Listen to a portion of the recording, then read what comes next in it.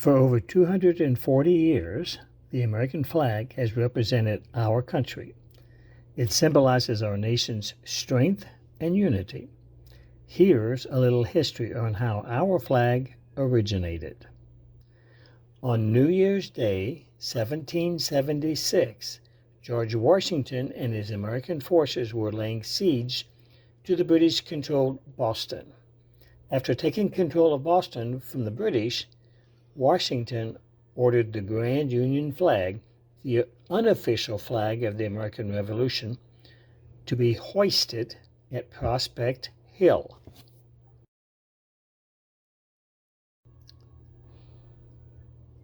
That flag was the first to have any resemblance to our present stars and stripes. The Grand Union flag had 13 alternate red and white stripes representing the 13 colonies. In the upper left-hand corner, on a blue field, was the Red Cross of St. George of England, with the White Cross of St. Andrews of Scotland. It was this flag that flew on Independence Day, July 4th, 1776, and remained our unofficial flag until a resolution of the Second Continental Congress authorized the Stars and the Stripes as the official U.S. flag. But it wasn't until June 14th, 1777, that the Continental Congress passed the first Flag Act and replaced the Grand Union with a new design. The new design featured 13 white stars in a circle on a field of blue and 13 red and white stripes, which represented the original states. It is believed, though, but not certain, Betsy Ross may have made that first flag. She was an official flag maker for the Pennsylvania Navy. She and the other women making flags during the Revolutionary War thought of themselves as suppliers of military goods. Congress enacted many changes to the flag between 1777 and 1960. Several changes were made to the shape, design, and arrangement, allowing for additional stars and stripes as new states were admitted to the Union. Here are some examples. Vermont and Kentucky joined the Union in 1791 and 1792. This flag with 15 stars and 15 stripes was adopted by a Congressional Act of 1794. The flag became effective May 1, 1795. By 1818, the Union consisted of 20 states. A Congressional Act mandated that the number of stripes be fixed at 13, and that one new star was to be added for each new state, the July 4th following its admission. However, nothing was written about what arrangements the stars should be in.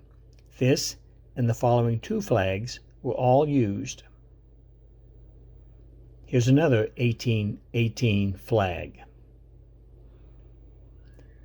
This 1818 flag was called Grand Star Flag.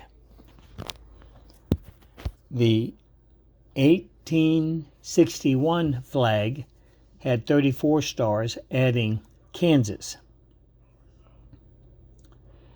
The 1890 flag had 43 stars, adding North Dakota, South Dakota, Montana, Washington, and Idaho. This 1912 flag with 48 stars added New Mexico and Arizona. 1959, the flag had 49 stars, adding Alaska. By 1960, this flag had 50 stars, adding Hawaii. This September 11th flag flew over the World Trade Towers and survived and still became a symbol of sacrifice, service, loss, and determination.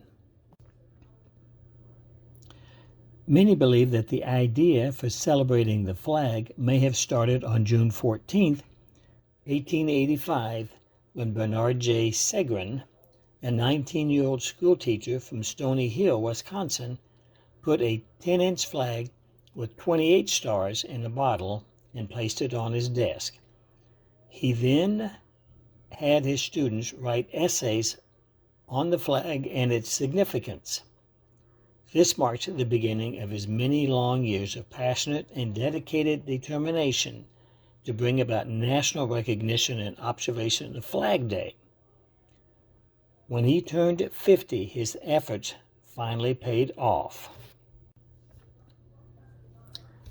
Segrin was 50 when President Wilson, on May 30th, 1960, issued a proclamation calling for a nationwide observance of Flag Day. In 1946, President Truman signed an act of Congress stating that the 14th day of June every year was National Flag Day. Today's flag consists of 13 alternating red and white stripes that represent the 13 original colonies, and 50 white stars on a blue field, with each star representing a state. The colors on the flag represent red for valor and bravery, white for purity and innocence, blue for vigilance, perseverance, and justice. The United States is honored this day by displaying the American flag at homes and public buildings. Here's some flag trivia. Shipwreck Kelly was famous for sitting for long periods of time. He set many flagpole sitting records. He sat for 49 days on one flagpole. He once estimated that he spent a total of over 20,000 hours sitting on flagpoles. Flagpole sitting was a craze which started in Baltimore, Maryland in 1929. The American flag first flew over a foreign fort in Libya. It was over Fort Dern on the shores of Tripoli in 1805. Francis Scott Key wrote the words to the Star-Spangled Banner on the back of an envelope. The music is from Old English drinking song called To Anacreon in Heaven. How long has the 50-star flag been in use? Since July 4th, 1960, when Hawaii was officially added to the Union. And by the way, the U.S. Army also celebrates their birthday on Flag Day. 31 words. I believe all who live in this country should strive toward.